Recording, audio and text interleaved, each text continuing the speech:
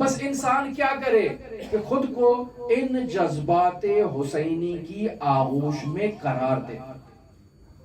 علماء کہتے ہیں کہ ایھا الانسان، اس بات کی طرف توجہ دو کہ انسان کی حقیقت اس کا مادی جسم نہیں ہے، انسان کی حقیقت اس کی روح ہے، اس کا نفس ناطقہ ہے۔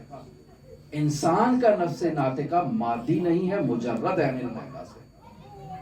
جس قدر انسان کا یہ نفس ناطقہ ملکوتی ہوگا، اس کا اہل بیت سے رابطہ قریب ہوتا جائے گا۔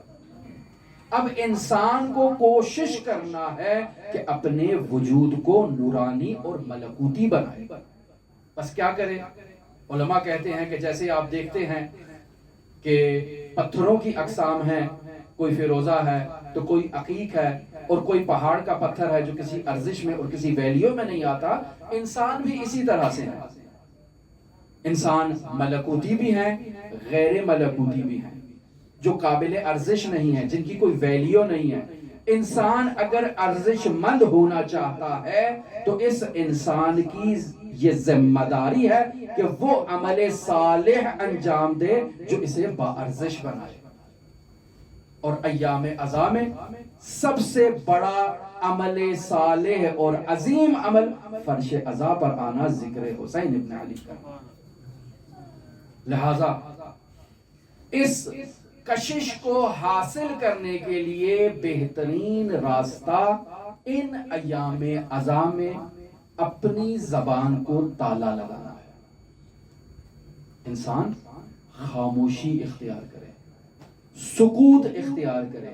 ایام حزن ہے، ایام مزاح نہیں ہے، ایام تمسخر نہیں ہے، ایام گردش نہیں ہے، ایام عیش و نوش نہیں ہے۔ انسان ایسے وسائل کے قریب ہو جو اسے عزادار دکھائے۔ امام رضا علیہ السلام سے جب اللہ صلی اللہ علیہ وسلم جب اہل بیت سے ایسی کنڈیشن کے بارے میں پوچھا جائے کہ ہم بھی چاہتے ہیں کہ سید الشہداء کا عرفان عزا درک کریں، کیا کیا جائے؟ تو کلی فارمولہ امام رضا نے الصمت باب من ابواب الحکمہ، خاموشی حکمت کے دروازوں میں سے ایک دروازے کا نام ہے۔ خاموشی اختیار کرو۔ فإن الصمت یقصب المحبہ، انسان خاموش ہوتا ہے تو اپنے محبوب کی محبت کی کشش اس کو اپنی طرف کھینچ لیتی ہے۔ بس ہم جو ایام حزن میں مزاح کریں، خوشیاں منائیں، قہقہے لگائیں کہ بھئی فرش عزا میں غم منانا تھا، فرش عزا کے باہر تو گیدرنگ ہے، آپس میں بیٹھے ہوئے ہیں، عزادار ہیں، ٹھیک ہے، ہنس گپیاں کرتے ہیں، خوشیاں مناتے ہیں، قہقہے لگاتے ہیں، ایک دوسرے کو جوک سناتے ہیں، لطیفے سناتے ہیں۔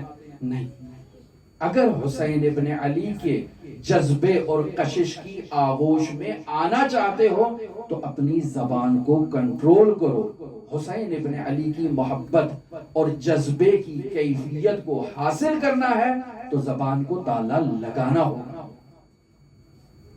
فرماتے ہیں کان ابی اذا دخل شہر المحرم لا یرا ضاحکا، جب محرم کا مہینہ داخل ہوتا تھا تو کسی نے میرے بابا کو کبھی ہنستا نہیں دیکھا۔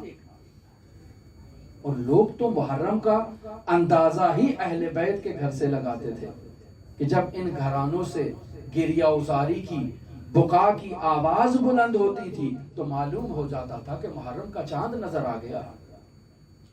لہٰذا اگر انسان چاہتا ہے کہ ان مجالس عزا میں حسین ابن علی کی محبت کی کشش کو جذب کر کے اس جذبے کی کیفیت کو حاصل کرے تو انسان کے لیے ضروری ہے کہ وہ ان آداب کا خیال رکھے جنہیں علماء نے اس فرش عزا سے متعلق بیان کیا ہے۔